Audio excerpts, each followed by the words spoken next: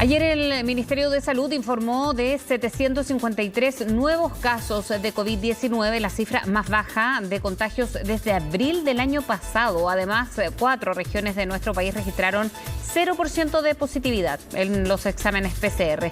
Vamos a conversar sobre estas cifras y tomamos contacto con el médico internista del Hospital Sotero del Río, Juan Carlos Said. ¿Cómo está, doctor? Buenos días. Hola, buenos días. Gracias por la invitación. Un gusto estar acá, como siempre. Bien, ¿cómo ve estas cifras que han ido mejorando en torno a la positividad, lo decíamos, pero también en las cifras que se van comparando a abril del año pasado, que era casi cuando comenzaba la pandemia, doctor? Creo que son cifras indudablemente muy buenas, que son un motivo de alegría. Creo que el país hace tiempo necesitaba un mayor respiro. Las cifras que a mí más me llaman la atención son lo que está pasando en Aysén, en Magallanes, donde incluso han tenido días con 0 casos. Sin embargo, también es importante matizar lo que está pasando y también darse cuenta que no estamos en una situación normal aún. ¿Por qué? Por ejemplo, aún hay 1.600 pacientes hospitalizados por coronavirus, que son más que la capacidad total de camas que tenía el sistema prepandemia. Es decir, los hospitales aún no han podido volver a una normalidad que les permita, por ejemplo, hacerse cargo de las grandes listas de espera que se han multiplicado producto de atenciones postergadas por la necesidad de atender pacientes con coronavirus.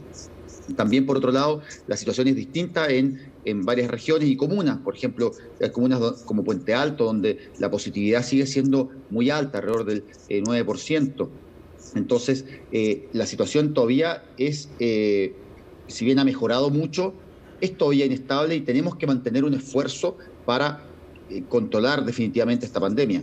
De hecho, probablemente lo que despierta más incertidumbre hacia el futuro es pensar lo que está pasando con la variante Delta, que ya está generando en Estados Unidos un incremento de contagios y que incluso ha llevado a que la necesidad de reimponer el uso de mascarillas, que se había suprimido en Estados Unidos y que ahora se volvió a introducir incluso para personas vacunadas en espacios cerrados, producto de la alta contagiosidad de esta variante y del incremento de casos al que está llevando. ¿Por qué cree que hemos ido en esta baja, ¿no? Sostenida en las últimas semanas, doctor? Tiene que ver con esta vacunación, ¿no? Que además se ha ampliado, más allá de los pormenores de los últimos días, se ha ampliado además a otros grupos etarios. Evidentemente acá hay un rol clave de la vacunación, eso es evidente. La vacunación es una de las herramientas más potentes contra la pandemia, no la única.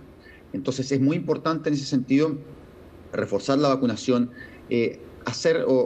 reforzar la recomendación que dio el Consejo Asesor, que es de fundamentalmente avanzar en la vacunación de los niños, que evidentemente con el retorno a clases van a comenzar a ser probablemente un foco de mayor contagio, de mayor circulación del virus, porque son el número de la población más grande que no está vacunado. De hecho, ese es un llamado de atención que hay que hacer, que si bien nuestro proceso de vacunación ha sido muy exitoso, aún hoy en día el 37% del país no está vacunado con 2 dosis. ¿No? Entonces, ¿y ese grupo qué son? Son fundamentalmente niños, son personas también entre 20 y 40 años, pero también un grupo importante de adultos mayores. Por ejemplo, sobre los 70 años no hemos podido superar el 90% de vacunación.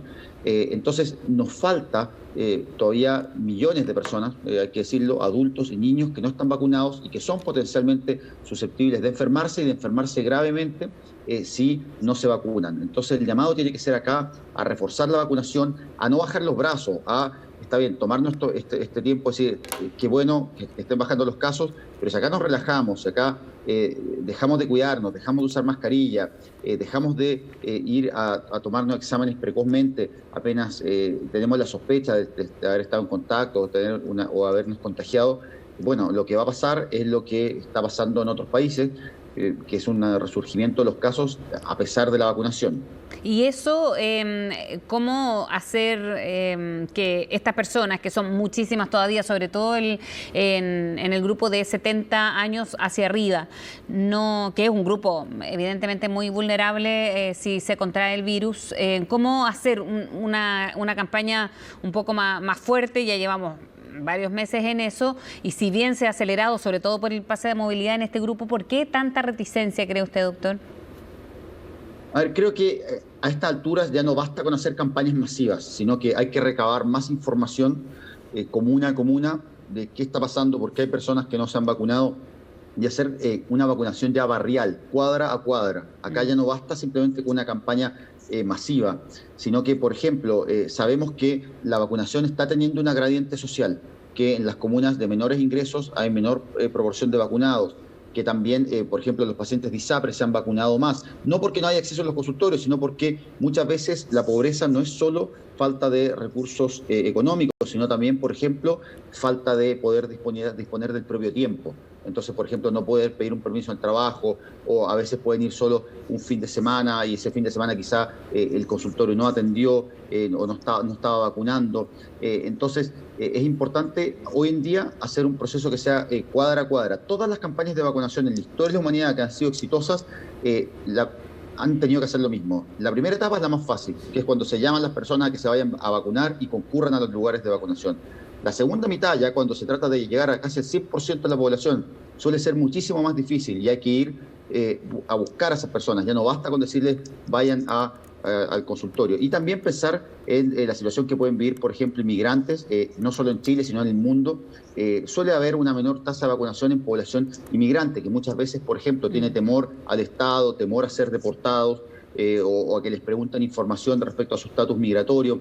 Entonces es importante reforzar esos grupos que confíen en el sistema de salud, hacer campañas orientadas a grupos de migrantes, porque acá migrantes, nacionales, extranjeros, todos somos susceptibles del coronavirus y todos nos tenemos que vacunar, y hay que reforzar que el país no va a estar, la pandemia no va a estar controlada hasta que no estemos todos vacunados. Acá hay que olvidarse del tema de la inmunidad de rebaño. Necesitamos 100% de vacunación. La meta es que todo el país esté vacunado, adultos, niños, y muy probablemente vamos a necesitar una tercera dosis para todos. Entonces hay que reforzar ese concepto y que no estamos seguros hasta que todos estemos seguros. Ahora, doctor, es difícil proyectarlo, ¿no? Siempre cuando, y desde que comenzó la pandemia, preguntábamos cómo se puede ir proyectando en las próximas semanas. Una por la apertura, lo otro por la vacunación.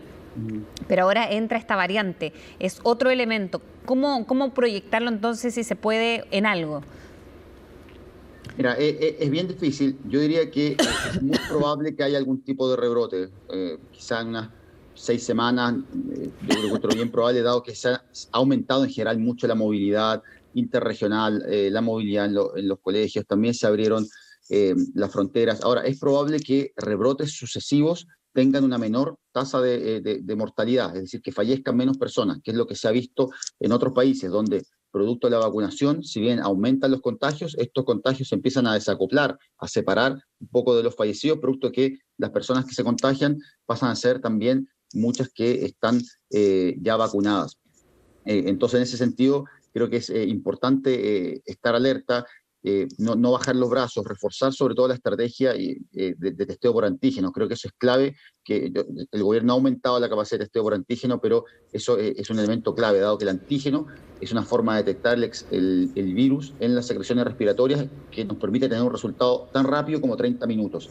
Entonces eso es clave para cortar uno de los grandes, o mejorar uno de los grandes problemas que ha tenido nuestro sistema, que es la trazabilidad, que es que producto de lo que se demora en tomar una PCR, en entregar el informe, muchas veces los pacientes se enteran en forma muy tardía de que están contagiados, y también se enteran sus familiares y sus contactos en forma muy tardía. Entonces, reforzar la estrategia de testeo por antígeno, reforzar la vacunación en población joven, en niños, acelerar la aplicación de una tercera dosis, especialmente en adultos mayores, son elementos clave que van a determinar qué tan serio sea este rebrote. Si va a ser un rebrote en donde solo vamos a tener un aumento de contagios, o también un rebrote donde pudiéramos tener un aumento significativo en el número de fallecidos. Yo creo que es probable que sea un rebrote donde haya un aumento de contagios sin tantos fallecidos, y ojalá, sería el ideal, que no tuviéramos rebrotes. Exacto. Y que hiciéramos todo lo posible para mantener la situación como, por ejemplo, la que vive Aysén o Magallanes.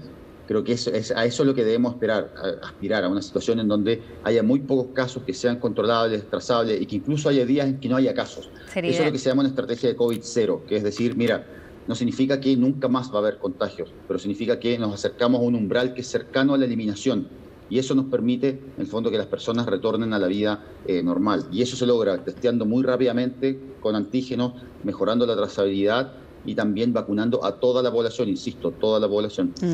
Sería ideal ese 0%, pero ya que por lo menos se refleja en algunas regiones de nuestro país. Doctor, muchísimas gracias por hablar con CNN. Listo, hasta luego. Gracias por la invitación. Buen día.